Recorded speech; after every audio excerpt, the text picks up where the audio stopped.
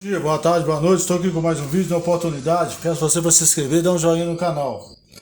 Eu estou com esse liquidificador. O que aconteceu com ele? Ele veio de uma outra oficina, já veio ter aberto. Eles não conseguiram abrir ele.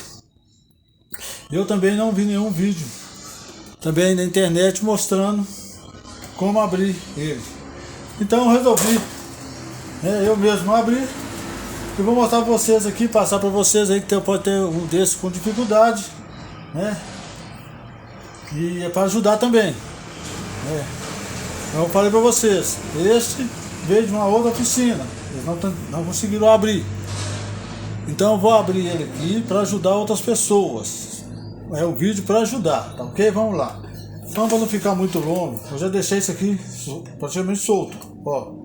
Você puxa aqui, certo? Ela é puxada. Depois, né? Vocês viram aqui que já tentaram tirar ela até abrindo mais a fenda aqui, pensando que era um parafuso. E não é um parafuso, tá?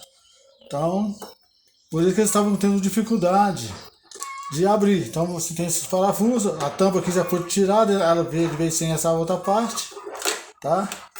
Então, vou mostrar para vocês aqui. Ó. Vocês tiram essa parte aqui. Ó. Tirou essa parte. Lá dentro também vem são os parafusos, né? Que tiraram o parafuso lá, não conseguiram puxar. Eu não falei assim, acho que eles estavam pensando que era aqui, era um parafuso. Então eu vou puxar aqui, ó. Beleza? Quando eu puxei aqui, o que aconteceu? Eu vou puxar aqui, ó. Ó, aí ela vem toda a carcaça. Aqui, nós temos aqui, ó, o defeito que eles falaram que ele não está ligando, certo? Aqui, ó, aqui nós vimos que tem um fuzil térmico aqui, ó, tá vendo?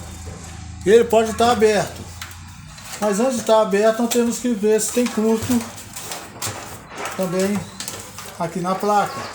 Eu tô vendo aqui na ponta, né, você vê rapidinho, a gente já vê uma dissipação aqui. Então aqui fica a placa. Então é uma dica mesmo para quem faz manutenção, né? Manutenção para ajudar. E agora, né, quem é técnico vai tirar a placa aqui, já vai ver que não está em curto. Aqui eu já estou dando uma dica, pode ser o fusível térmico aqui que abriu, né? Então é uma dica com um vídeo rápido, só para mostrar para vocês como abre.